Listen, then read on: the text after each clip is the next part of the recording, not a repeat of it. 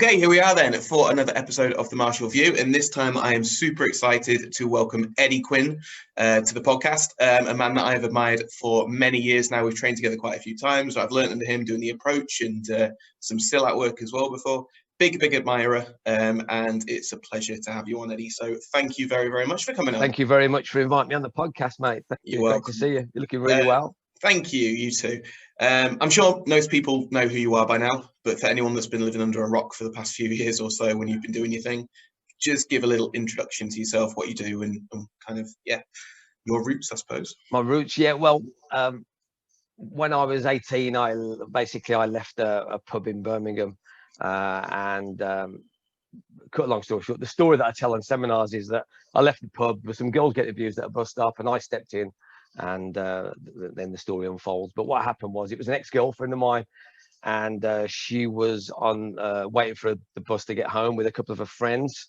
I was drinking in the local pub around the corner, and one of my pals came in and said, "Eddie, your girlfriend's being attacked at the bus stop." So there was me and my friend Alfie, and we ran over to the bus stop, and we confronted these three guys. Two of the guys got involved. One stayed out of the way. There was a tall guy with a flick knife. And there's another guy with a sock with either snooker balls or pool balls. And the range changed so quickly. I didn't think the guy had used it. I asked him what the crack was, everything else. Range changed, and ended up in a fight. And I was stabbed 6 times. My heart, liver, bowel, gallbladder, head, and thigh were all punctured in the attack. And that's when it pretty much all began. Rehabilitation. I think I'm see a heart specialist.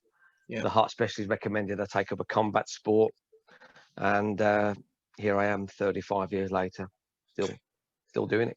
Why do you think he recommended a combat sport for you? I think it was his words were, I mean, in those days there was no offer of any counselling. You're talking 85, and he said, "Son," he said, "have you ever thought about taking up a combat sport?" He says, "Because I think it would really do the world of good to boost your confidence." Mm-hmm. And again, in those days, like I said, it was pre-internet. So, if he wasn't involved in martial arts, all you knew about was, karate or kung fu. Yeah. That was it. And again, you didn't really know where those places were. Do you know what I mean? It was like, but luckily enough, my best friend at work, Stevie, he had a mate whose cousin, a guy called Steve Maycock. Steve Maycock's a great craft teacher now. Steve Maycock was teaching traditional Japanese jiu-jitsu. Okay. So we went down to his place, a little community centre about 4 miles away from where we lived. Saw these guys in white suits and throwing each other around, and I was like, wow, I like this. Told him my story, and never looked back, really. Fantastic. Let's just talk a little bit about like the aftermath then maybe of the stabbing and kind of the rehabilitation, how it affected you maybe physically, obviously, and also psychologically.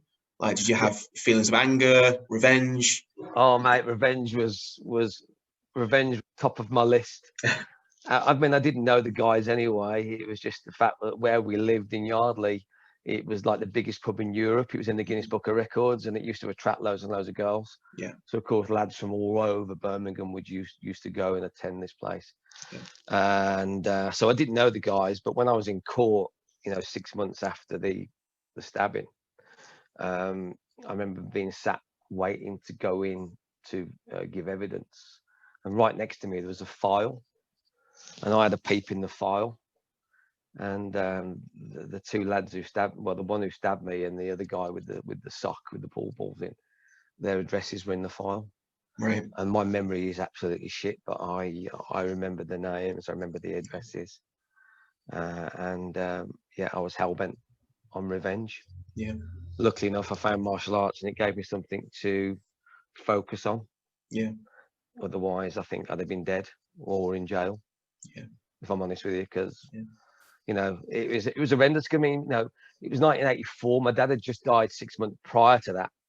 So that year was pretty shit anyway. And then me getting stabbed in November. Yeah. And, I've never really been a confident kid anyway. And, confidence is something I still have to work on, even now as a 54-year-old. I'd still rather be, in the background. It's like, when you invited me to do this, I was like, ooh, because when you see me teach, when I teach, it's like a completely different you in a way. I'm a different Yeah. person. When I have to be Eddie Quinn, it's like, the non-teaching side of it. Sure. I'd rather just be in the background. But yeah, confidence wasn't a great thing. So any bit of confidence I had was completely ripped out of me. Absolutely ripped out of me. Yeah. Petrified of knives. Yeah. Considering I'm a Silat teacher now. Yeah. I was petrified of knives. No confidence whatsoever. Scared of my own shadow. And then when the doctor recommended I take up a combat sport, I think it really, getting in martial art. I always say it, martial arts saved my life. Yeah. Because I was drinking quite heavily, not heavily as in a pisshead, but I was drinking every day, eating shit, feeling sorry for myself. My weight had ballooned up. I was way over 15 stone for an 18, 19-year-old who was, getting over such a massive trauma to my body. I wasn't looking after myself for maybe the first 6 months after the stabbing. So finding martial arts saved my life, and it gave me something really, really positive to just channel my everything into. And then I met my wife, of course. I met my wife in that pub. Oh, I just started seeing my wife just a few weeks before I got stabbed. Oh, yeah. So meeting my wife, training martial arts, and God saved my life, mate. Absolutely saved my life. That's why I'm so passionate about what I do. Exactly, and that people go, yeah. people must go, he's quite intense, but I'm living proof that getting involved in martial arts saves your life. Because it saved mine. So that's why I'm so probably outspoken. And well, that passion always translates to any teaching. I think you're probably one of the most passionate teachers I think I've ever trained with.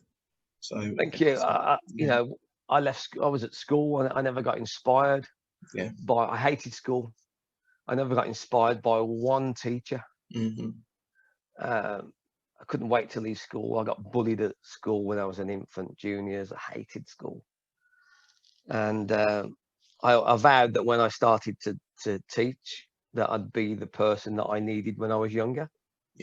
So it doesn't matter who I teach, if it's a 4-year-old kid, or it's it's anyone. It's not just like I pick and choose who I'm, Mr. Motivation with. It's what I do. It's what I do. Whoever I teach. Fantastic. So what was that process then that you decided to become a teacher and decided to teach martial arts? Well, I don't know really. It was just like an organic thing. I started with the Japanese jiu-jitsu. I'd done that I'd done it on and off. I really got into it for a couple of years, and then I don't know. I've got a bit of an obsessive personality at the moment. At the moment, I'm learning Malay. I'm learning Malaysian. And at the moment, it's something that I'm doing. I'm doing it daily. So if I get into something, I get into something. Sure. I'm so glad I didn't do drugs, mate. You know what I mean? Because I've just got such an obsessive. I've just got an obsessive personality. But I started with the Japanese jiu-jitsu, which I really enjoyed, and I lost only weight, and it set me on my journey. And Steve Maycott, my first teacher, we're still in contact now, and he's someone that's I always say responsible for starting my journey, putting you on the path. Put me on the path. And but teaching was just an organic thing. I mean, I was training for maybe 10, 12, 13 years before I even decided I was going to become a teacher. I was doing the jiu-jitsu there. I started buying like the Danny Santo books and all the Bruce Lee books, and buying whatever magazines were around at that time. And I started like really getting into the kind of the Bruce Lee thing of cross training. So I was doing the jiu-jitsu, and in those days, in like traditional circles, it was pretty much frowned upon, I think, to cross train in different arts. And then I started reading things about Muay Thai and how fit they were, how hard they hit, you know, and it was like, oh, I wanted to research that. So I got Combat Magazine, I think it was, and there was a guy teaching in Birmingham, a guy called Bob Spoor. He was teaching Thai boxing at Birmingham University. Okay.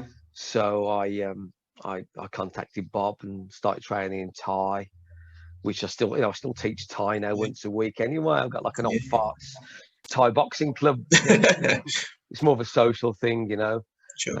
I still teach that once a week. But yeah, there was no set plan to become a teacher. It was just an organic thing that one day I just decided to open up a club once a week. It was under the banner of Thai boxing, but it was really a complete mixture of everything that I'd been doing, previously, so yeah, started in 1998 and I started training in 1985, 86. So yeah, it's quite a long time, really. Definitely. The banner was Thai boxing, but it was like a major fry up. Bit of everything. Absolutely, yeah. It was like a great English breakfast, mate. The best way. Full English. Fantastic. Let's talk about the approach then, because obviously the approach is arguably what you're best known for, in terms of the simple self-defense that can be taught in a matter of hours, not days, etc. Where did that concept come about, and how did it? In a Thai boxing class once, I was teaching a Thai boxing class. I started teaching my Muay Thai classes. I was doing Muay Thai teaching 3 or 4 times a week, and I'm still doing it, other bits as well. Yeah. And then one session, there was no name for it. I didn't have a name for it. And I stopped the class one day and I just said, guys, I want to show you these movements. So of course, there's my Thai boxing class doing all these big forearms and backhands and hammers. Yeah. And it was a great test for it as well. Because when you're testing it against boxers and Thai boxers who are used to getting hit, and hitting you, using my Thai guys as people to sound off was great. I had no idea. It was just something that just pinged up in my head, and it must have been an amalgamation of all the things that I was doing at that time. I was doing lots of stick fighting at that time, staff fighting, like I was doing lots of Dog Brothers kind of stuff with the head guards and all we had on was head guards and gloves. Yeah. And we just used to beat the shit out of each other with like sticks and staffs and everything else. And because I've been training the Silat, and since I met Guru when did I meet him? I met Guru in 93. Yeah. I started training weaponry from 1990-ish, because Bob used to do some Eskrima as well. And of course, the approach, basically, they always say in Southeast Asian arts, if you can do it with a blade or a stick, you can do it every hand. Yeah. So of course, I think all my previous training that I'd done of these big forehand, backhand movements just came out into me naturally. And of course, especially with a Thai boxing background of learning great body mechanics as well. These empty hand movements are coming out, and it felt like it was like it just literally, instead of learning 10,000 things, these kind of like set of movements, I was going, well, I can teach people this pretty quickly, and I haven't got to go through years of study. I mean, one of my kind of like role models from back in the day was a guy called Paul Vunak. And Paul Vunak was one of Rick Young's teachers, back in the day. And, Vunak was brought out like the Jeet Kune Do street fighting series. This was like, way back. And he categorized martial arts in 2 ways. He went self-perfection, self-preservation. Yeah. Self-perfection to do the art because you love the art, no matter what art that is. Yeah. Self-preservation is to do wherever it takes to get home.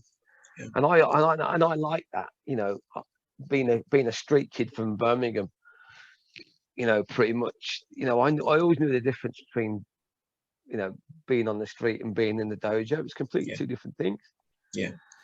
And, some people haven't got a lifetime to learn. I'll be training, in the Silat till the day that I die. Yeah. But other people haven't got that time or commitment, Of course, So that's how the approach came out, and I didn't have a name. And then one day I went to, later that week, I went to Nottingham to see Chris, my teacher. Yeah.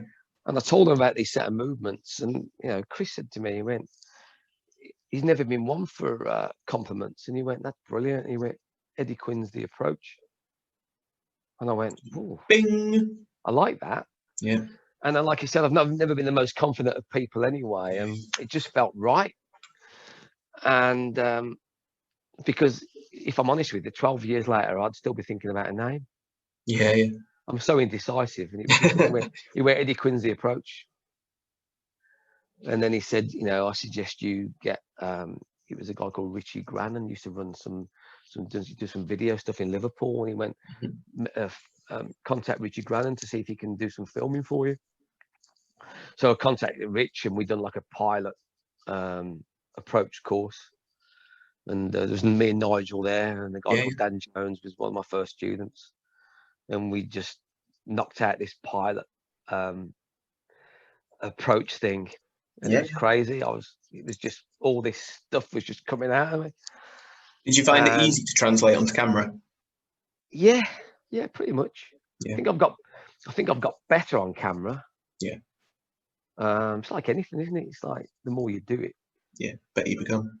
The better you become, really. And just all this shit was coming out of me. I was just knocking Nigel and Dan left, right, and centre. It was just like all this madness. And I could actually see Richie Grant, and he was filming, and I could see him looking like this guy. And I could see just peeping over the camera, going, "Fucking hell," like that. And we got the footage back, and we looked at the footage. I went to Nottingham to see Chris, and we looked at the footage. We both agreed that the material was great, and the filming needed to be kind of like done a little bit more structured. Yeah. And at that time, Chris had a guy called John Tatley, who was who had all the camera. He'd done lots of filming for the BBC. He's the one who put that. John was an opera singer. Oh, really? And he was the one who done It's the Approach. It's the Approach. Yeah. He's the one. He filmed it. Oh, okay. Because they just got back from Scotland. Yeah. They filmed Guru Danny Santo's definitive collection at Rick Young's place. That video series. So they had all the cameras. Yeah. So we went to John's basement in his house, and me and Super Nige, and we filmed in the first day the first 3 volumes of the Approach kind of like DVD series. So of course this kind of like shy kid, reluctant kid who didn't want to do anything. It was like, this is the Approach pilot film. And then we thought the material was good. It needed to be filmed, structured better, you know. And 3 films came out. Put an advert in MAI. Yeah. And people started buying it. And I was like, fucking hell, people are buying my stuff. Yeah. And then I filmed 2 more. And then I filmed 3 more. Yeah. So we had like an 8 DVD collection. Fantastic. And it was great. That's how it all started. Yeah. So like I do all the filming. Well, I do the, you know, obviously I'm doing the teaching, and then John would do the editing, and then basically I'd bought like a DVD burner. Yeah. So I'd burn the DVDs, and I'd label the DVDs, and I'd box the DVDs, and I'd print post them out, and post them out, and all that kind of stuff. And they sold all over the world. And up until I archived them maybe 5 years ago, they were still selling. Yeah. And even though I wasn't even pushing them, they were still doing about $5,000 a year then. Yeah. So that was taking me and the wife away for a holiday once a year. Exactly. Yeah. Very nice. So that's pretty much how the Approach like started. And then because of the DVDs being sold all over the place, I was getting invited to go and teach seminars all over the world. And I was flying out to Australia, to the States, to the Far East, to the Middle East, all over Europe. And that's pretty much how it all began. What is it you think that grabbed people's attention with the Approach? What do you think grabbed it, and why it took off? And was it the simplicity? Was it, what do you think?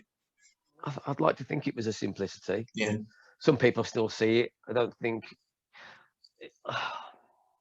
I'm going to get any compliments off some people by saying this, but I think some areas of the martial arts world are quite threatened by it. Okay. In what way? Because training an art for 10 years, and then you can train with me for a day. Yeah. And then you can get people who have been training for 10 years in the same room as someone who's been training for a day. Yeah.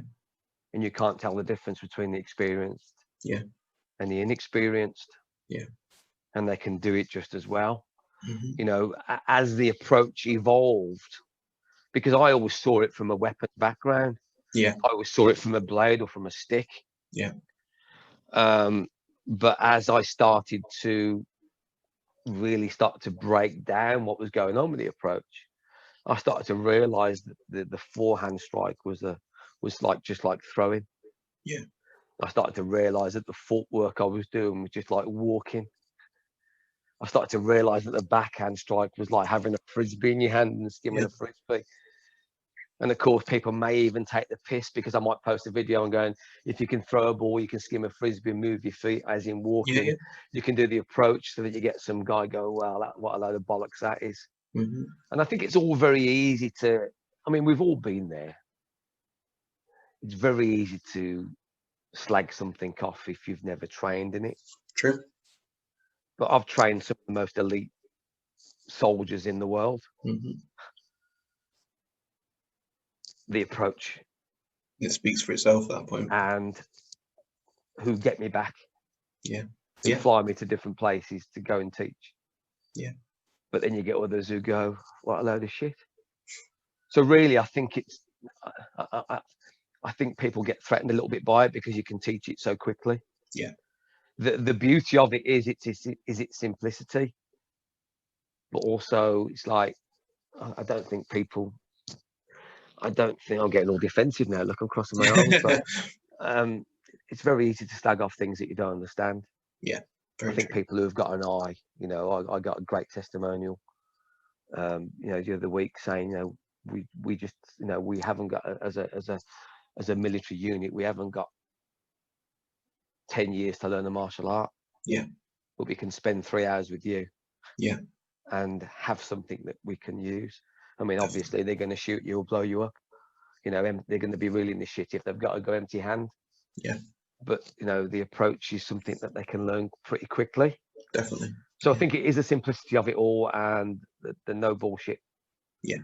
And I think it's because it's the way that I've broken it down now that I understand it a lot more, that I can just simplify it to go, you're throwing, you're walking.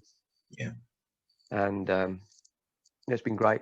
It's been really, it's one of the things where I've never really made a lot of money from it, but it's that niggle that doesn't go away. Yeah. So even when I do get a little bit pissed off, going, oh, you know, I've got, you know, I've got my online business, I've got my kids' classes, I've got my Thai, you know, I've got the Silat and everything else, and then I do my approach. Well, I did do my approach courses pre-COVID. Sure. And everything else, and you go, and you sometimes go, you know, I've given this so much of my time and my life, but you know, it saves lives. Yeah. You know, I've had letters come from the States where people have, you know, like I had a guy from the San Diego Police Department message me saying, you know, I bought your DVDs 10 years ago, and you know, we still teach our guys, you know, defensive tactics, and we use the approach. Yeah. Yeah. And they send me like badges and patches and stuff like that. And then I get messages saying, you know, I had one the other week from one of my students, and just saying, you know, this has just saved me. Yeah. And then you go, well, as much as it sometimes I don't make a lot of money from it, it's that niggle that doesn't go away because it helps people. So as long as it keeps on helping people and it saves lives and everything else, I'll just keep doing it, chipping away. I just hope it doesn't get really big once I'm dead. You know what I mean? So, but yeah, it's been a fantastic journey. It's certainly up my profile over the years. Yeah, definitely. You know, I mean, I'm known for lots of other things, but I think the approach has pretty much, you know, been the number one thing. Yeah. To get me, you know, get my profile up. It's on the map. You know what I mean? Yeah, I mean, you know, you think about it, you know, it won System of the Year 2 years on the bounce, didn't it? 2016, 2017. Yeah. You know, it's got to be doing something right. Yeah. Oh, definitely. Yeah, 100%. Yeah. Yeah, I just don't think. Sometimes people think it may be too easy. What's your? That's it. Yeah, but how do What more you? do you want? You know, this How do shit you hits the combat that fan. then? Yeah. If people just say, "Oh, it's too easy, it's too simple." Well, what do you want to do? Get complex, fine and medium motor skills. When the shit hits the fan, your adrenaline's pumping. Yeah. Your legs are going. You're shitting yourself, and you got to think about a 10-punch combination. Yeah. You know what I mean? The approach is massive gross motor skills. It's big hammer fist. It's big, heavy stuff. You know, it's going back to Vunak, self-perfection, self-preservation. Yeah. You know, if shit hits the fan, I want to be able to hit you really fucking hard. Really, really hard. Because if I've hit you, the chances are you got a mate there. Yeah. If I'm trying to do a combination, if I'm not knocking it because I love it. If I'm trying to go into a grapple with you, chances are I'm going to get stabbed by your mate. I want to be able to hit this person as hard as I can, so I can escape, or I can hit the next person. Yeah. You know, I've had my fair share of violence growing up as a kid, and I know all about fighting on the streets and all about gang violence. I've been there. I actually wear the t-shirt. So, you know, if you're looking for complexity while you're training, keep that for your self-perfection. If you're looking for self-preservation to get the job done quickly, I want to be able to hit you really fucking hard. Yeah. So I can take out your mate or I can escape. That's it. Do you think the martial arts or the reality-based self-defense stuff needs to have more of that than just the simplicity? I don't know, because I'm quite honest with you. I'm in my own little bubble. Yeah. I don't like to get drawn into what other people are doing. I don't get drawn into going, oh, well, you know, what's Casey, what's DL, what's Ghost. I mean, I know Ghost, I know DL. I've never done any Casey, but, you know, what do you think of Krav? I've never trained Krav. Yeah. You know, I can't say what I think of karate. I've never trained karate, but yeah. So I'm very guilty of being in my own little bubble of being with the people that I want to be with. Yeah. Doing what I want to do. You know, I've got my teacher. I train with my teacher. I'm accountable to him. I'm accountable to his teacher, who's still alive in KL in Malaysia. Yeah. I stay in my own little bubble, and I don't like to get involved in what other people are doing. Because I don't really know. You know, people go, well, the reality-based stuff. I don't really care. Yeah. I don't really want to get involved because if I don't know the subject, I'm not going to talk about it. Yeah, sure. Do you know what I mean? People have to think of that. Well, I don't know. Don't know enough about it to offer. I don't know enough about it to comment. Yeah. You know what I mean? I see people all the time slagging off Silat. Yeah. What wouldn't work, this wouldn't work. And it's like, well, if you ever trained it, well, I've done a seminar on it. Yeah. And it's like, well, I've been doing it 27 years. Yeah. I'm still finding bits out. I'm still finding working things out. You know, to be a better me. Yeah. Is the Silat your self-perfection bit then? It is. Yeah. Absolutely. I'm looking. Did that come from the knife? Is that why you wanted to train it, or the blade? No, I met a man 27 years ago who changed my life. Yeah. Literally. Because of me getting stabbed. I think you've maybe heard the story before that I couldn't even use a knife to eat with. Use a fork. And I needed to change the fact that I was petrified. Even though I'd been training for quite a few years, I was still scared. And I started to, thanks to the Santo books and everything else, started researching art. Like I said, Muay Thai. I wanted to learn how to hit really hard. I wanted to be this all-round martial artist. Yeah. I wanted to be like a Rick Young. Yeah. Someone who could be great stand-up on the ground with a weapon, without a weapon.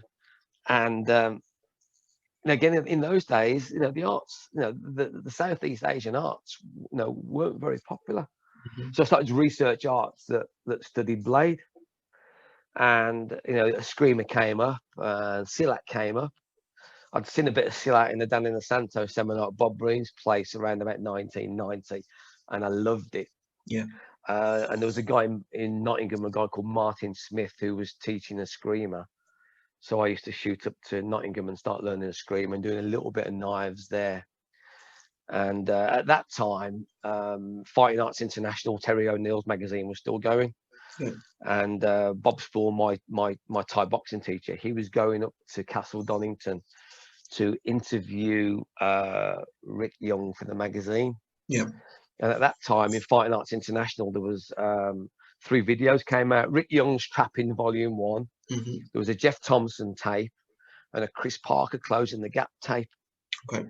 And we watched all 3. It was like watching these 3 films in his house. And I'd seen Rick, and this guy was amazing, doing all his trapping stuff that I'd never seen before. You know, I saw Jeff and like seeing Jeff's kind of fence stuff. I thought that was great. And Steve, my jiu-jitsu teacher, started going down the Jeff Thompson route. Okay. I started getting involved with Rick and stuff like that. And then I also saw like Chris Parker Closing the Gap. And this was like a video. I was like, wow, I want to train with this guy.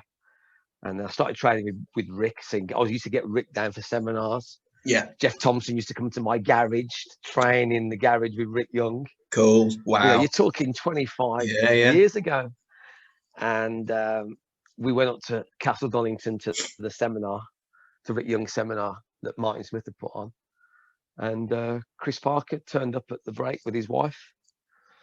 When I went over to Chris, I went, I've really enjoyed your video. And I said, would you consider teaching me? And he gave me his number, told me to give him a call. And then me and my partner, my training partner, Stevie, we drove up from Birmingham to Nottingham. And that's when I started to kind of like really understand and delve into the bladed arts. I touched on it with Martin. Yeah. But, you know, training with Chris, you know, he helped me, really helped me mentally overcome, you know, the barriers, everything else I'd put up, you know, regarding knives and getting stabbed. It's like, you know, it's like anything, isn't it? You can keep on running away from your fears. Yeah. Your entire life. Yeah. Or you can go, do you know what? Fuck this.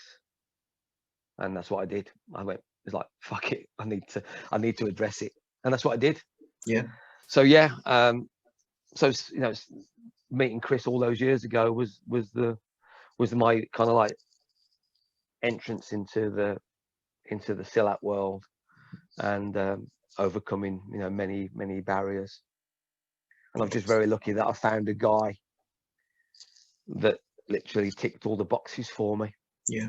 You know what I mean? When I first started training with him, I was still doing various cross training. I was still doing Muay Thai. I was going to teach it, but I felt like I didn't need to go. You know, like if you have a girlfriend, and you know, you maybe these day and age, you know, lots of kids that they date loads of different girls before they actually find one that they really want to be with. You know, back in the day when, you know, it's like I'd actually found someone that really ticked all the boxes that I wanted, and gave me everything that I needed as, you know, as a martial artist. You know, when you look at Silat, you know, you can hit really hard with learning it. You understand weaponry. You can go to the ground with it. Mm-hmm. You know, so you know, like I said, I wanted to be this complete martial artist. I wanted to be a Rick Young. Yeah. But Rick was a great boxer. I wasn't a great boxer. Rick's great at judo and BJJ. I was never really great at BJJ. Yeah. Do you know what I mean? It wasn't until I realised that I couldn't be Rick Young, because I've got to be Eddie Quinn. I've got to be Eddie Quinn. Yeah. And the second I realised that all I could be was me. Yeah. And I could do the things that suited me. Yeah. That's when I felt like I really started to grow as a martial artist. Yeah. Perfect. Let's talk a little bit more about online then, because especially at the moment, loads of martial arts instructors around the world really have had to move their businesses online and do your thing, just because of COVID. Obviously, you were a little bit behind, like ahead of the curve on that one, because you already had, as you said, stuff out, DVDs, the online stuff. So how's it been the past, I don't know, 8-9 months, however, for Um, you? truthfully, it's kept a roof over my head. Yeah. Pretty much, because, you know, 98% of my teaching just went overnight. Yeah. Of doing, you know, I teach Monday to Thursday in numerous primary schools in Solihull teaching self-defense. Yeah. And then, you know, weekends I'd be either shooting off somewhere to go and do a seminar or workshop, or, Yeah. you know, or I'd do an approach weekend, or I'd do a Silat weekend or whatever it was, and do camps and everything else. That just dried up overnight. Yeah. And if I'm honest with you, January to March, I'd had such a busy teaching schedule that I'd made a few £100 online. Yeah. And then the lockdown came. I actually got COVID as well. Oh, really? Yeah. I was really fucking ill with that, and it's Yeah. like, Jesus Christ. And my wife was ill with it. Sarah, my daughter, was ill, and so was I. Yeah. And I thought, Jesus Christ, my back's right against the wall here. And I'm at my best when I'm cornered anyway. Yeah. And I just thought, you know what, I need to give this a little bit a bit of love and attention. So I just concentrated on the online stuff. And in the first 4 months of lockdown, I'd done 16 grand. Yeah. Online. Yeah. Which is more than I'd earned for 12 months. Yeah. Yeah. I've always bullshitted myself. You know, we always bullshit ourselves the whole time. I've always told myself I've always been too busy teaching. Sure. To give the online stuff the attention it needed. Yeah. You know, but as I'm getting old, you know, I'm 55 next birthday, I'm starting to get more fatigued, because of, you know, I'm still training. I still train every day. I teach a lot. So, you know, I knew that I had to give the online stuff more love. Yeah. Yeah. So the lockdown really forced me to knuckle down and to do it. You know, Yeah. I'd filmed some stuff with Andy Norman like 5 years ago. With me and Super Nige went to Spain to the DL headquarters, and, you know, we'd done like a little approach training drills and skill stuff there. Yeah. And again, me being me, I didn't launch it. I kept it back. Taught myself out of it, and it was like, you know, I've got to get this stuff out there. Yeah. You know, I attended a few business meetings as well, and, you know, me being me, it was like, you know, you sat like in a hot seat and these people ask you questions. And this one guy didn't know me. He went, "So you're telling me that your material can save someone's life?" And I went, "Yeah." And he went, "You selfish bastard. Get it out." Yeah. Yeah. And I was like, "Oh, Jesus Christ." All this stuff, you know, like I said, you know, even now, you know, I still don't like it when I get somebody slagging me off or doing this. Yeah. You know, sometimes it depends where you are, how you feeling. Sometimes you just let it wash over you. But this guy said to me, you know, you're telling me that your stuff can save lives, and you're not releasing it. And you go, fuck. And then, you know, Matt Chapman talks about it in these groups and stuff about, you know, the biggest fear of people launching stuff online is the fear of people slagging you off. Yeah. And then you go, well, I understand that. I've been around a long time, and I'm still quite a sensitive soul. Oh, yeah. You know what I mean? It must be because I'm a Pisces and I don't know. But if your stuff's going to enhance someone's life and save someone, or save someone's life, then you really need to get it out there. Definitely. You know, but yeah, the online stuff's been a lifesaver, mate.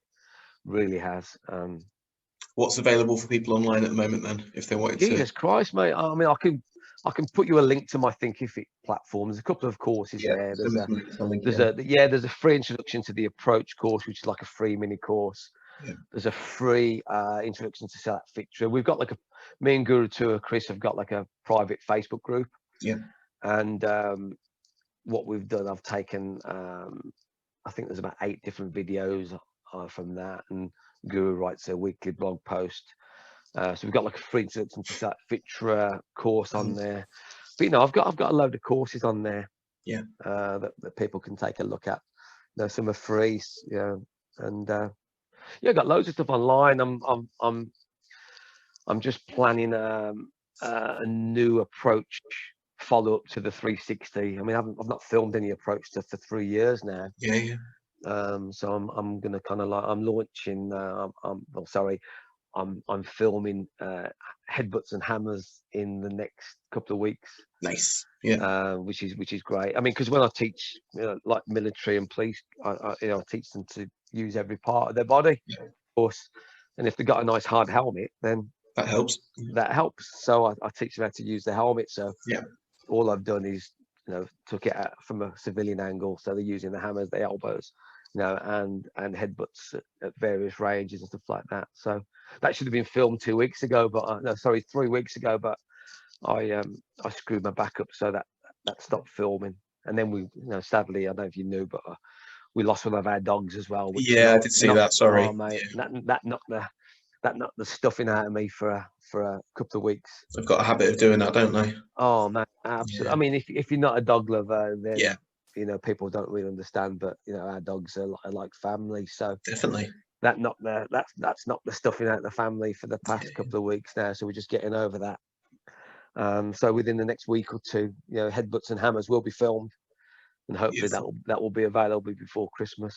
Fantastic. And again, I've got my Silat courses. Yeah. Because what I did was, over the lockdown, it forced me to kind of unpackage some of the drills that I do on my own. Because literally, Chris is in Nottingham, I'm in Birmingham, I'm in Solihull.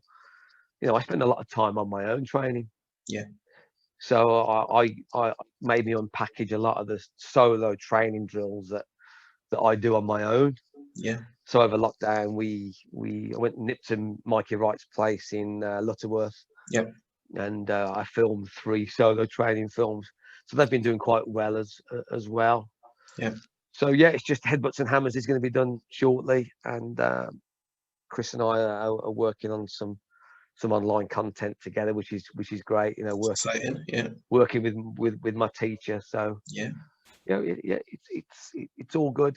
I mean, we just have to adapt with whatever's going on at the moment, and definitely try and stay as well. I think that's the importance of training, of martial arts training, because there's a lot of people who are just like my wife. I mean, if she's lucky, she's part-time, but some people are not leaving the house at all, and they're working from home from 8 till 6, and then they're not getting any stimulation whatsoever. Yeah. You've got to keep the kit moving. Definitely. You got to keep it moving, because the more you keep moving the kit, the more it keeps that same. Yeah. But it's all good. Good. I'm just happy to be here as always. Yeah. I'm still smiling. Good. That's the main thing. Still doing my bit as much as I can to help others. I really enjoyed the podcast with Lucci. Yeah. I actually had a tear in my eye when I watched it. I texted him, dropped him a message on Messenger after I'd watched it. It really brought a tear to my eye, because we don't realise just what impact we have on other people. We really don't, do we? No. You know what I mean? What I go and do my stuff, and you don't realise just how you get into someone's head, and how you can help them. But definitely, keep up the good work with the podcast. No, thank you very much. I will do. I'm very humbled, especially with the likes of Phil Norman and Bob that have been on. We've had some good ones on. I'm really happy that you asked me to. Of course, jump on and share my little bits of my life with you. It's been an absolute pleasure, Eddie, as always. Thank you very much. So hopefully I'll see you again soon. I'm looking forward to it, mate. Craziness finishes, and then we'll come up for a seminar or an approach day or something like that. Yeah, or a beer. See you soon. Or a beer, both. Yeah. All right, perfect. Thanks, Dan. Cool, thank you. God bless, mate. Cool, thanks ever so much. Take care, brother. Thank you. Bye-bye. Bye-bye.